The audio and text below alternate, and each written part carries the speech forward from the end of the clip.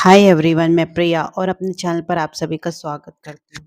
चलिए, देखिए दोस्तों, कल हमने आपको लास्ट वीडियो में बताया था कि जो अभिमन्यु थे वो पिछले जन्म में कौन थे। क्या पहले से ही निर्धारित थी उनकी 16 वर्ष में मृत्यु? तो जी हाँ, वो मैंने आपको लास्ट वीडियो में बहुत ही डिटेल से ये रहस्य बताया है दोस्तों। तो हमारे वीडियोस को ज़्यादा से ज़्यादा तक शेयर करते चले दोस्तों। अगर आप महाभारत बहुत ज़्यादा पसंद करते हैं तो हमारी वीडियोस को देखते रहें। चलिए, देखिए, अभिमन्यु को मारते वक्त कर्ण ने क्या बोला था, आज हम वो बताएंगे। बहुत ही प्यारा रहस्य है। देखिए, जब जब महाभारत की बात की जाती है तो जो अभिमन्यु का नाम है वो महान योद्धाओं में अवश्य ही लिया जाता है।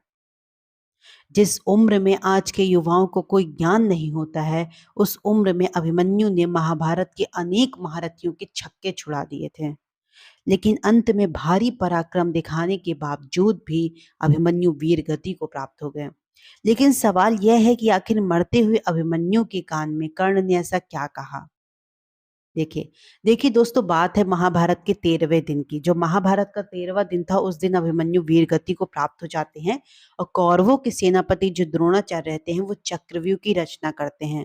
चक्रव्यूह इतना शक्तिशाली होता है कि जो योद्धा एक बार इसमें फंस जाए उसका निकालना लगभग नामुमकिन था। कौरवों की ओर से सबने मिलकर एक षड्यंत्र बनाया, जो कि अभिमन्यु को इस चक्रव्यूह में फंसाकर चारों तरफ से हमला करेंगे और अगर अर्जुन मारे जाएंगे तो पांडव अपने आप युद्ध हार जाएंगे। लेकिन उस चक्रव्यूह में अर्जुन नहीं फंसे, बल्कि उसमें फंस गए खुद चक्रव्यूह को भेदने पहुंचे अभिमन्यु।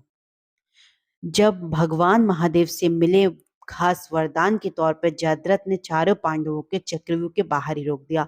मतलब उनको शिव जी ने एक ऐसा वरदान दिया था कि तुम एक दिन चारों पांचों पांडव को रोक सकोगे उस चक्रव्यूह में प्रवेश करने से, है ना। तो उस चक्रव्यूह में प्रवेश किया अभिमन्यु ने। जैसा कि हम सब जानते हैं कि अभिमन्यु ने सुभद्रा के गर्भ में ही चक्रव्यूह के अंदर प्रवेश करना सीख लिया था और उन्होंने इसी का फायदा उठाया और चक्रव्यूह में प्रवेश कर गए। उन्होंने सिर्फ गुरु द्रोणाचार्य बल्कि कृतवर्मा, कृपाचार्य आदि दुर्योधन सभी को परास्त कर दिया था। एकलव्य में घुसते ही उन्होंने हाहाकार मचा दिया।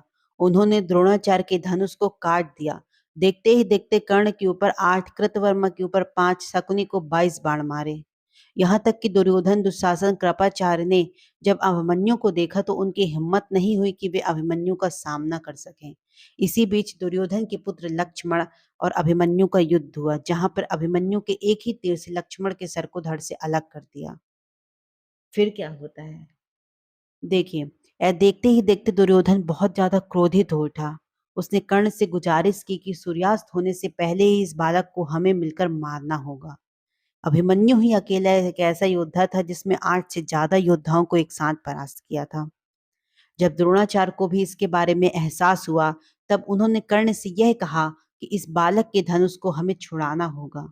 अगर इस बालक के हाथ में धनुष रहा तो सूर्यास्त होने से पहले ही पूरी कौरव सेना का नाश हो जाएगा।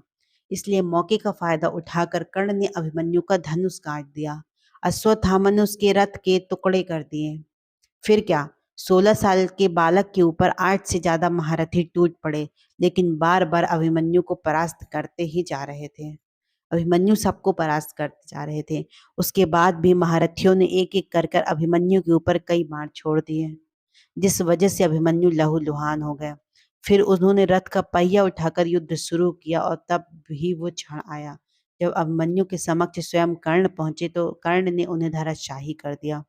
कर्ण ने अभिमन्यु को अपने पास रखा और उनसे कहा कि वीर अभिमन्यु, विश्व के सर्वश्रेष्ठ धनुधर बनने की प्रतिस्पर्धा सिर्फ मेरे और अर्जुन के बीच थी, लेकिन तुमने आज इतना पराक्रम दिखाया कि मैं चकित रह गया। तुमने ये ताज हमसे छीन लिया है। अब दुनिया कहेगी कि इतने सारे महारथियों ने मिलकर एक अकेले बालक का वध कर दिया।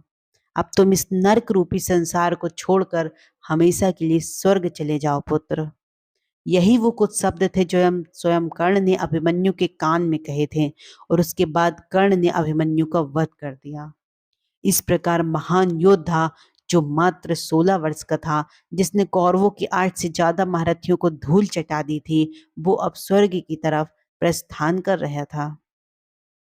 चलिए, तो देखिए दोस्तों, इसमें हमने आपको बताया कि जो कर्ण थे अभिमन्यु के कान में कुछ ऐसे शब्द कहे थे लास्ट में मारते वक्त, है ना। तो आई होप आपको वीडियो बहुत पसंद आया होगा दोस्तों। तो ज़्यादा से ज़्यादा हमारे वीडियोज़ को शेयर करें और हमारे चैनल को सब्सक्राइब भी करें दोस्तों। Thank you so much. जय श्री कृष्ण।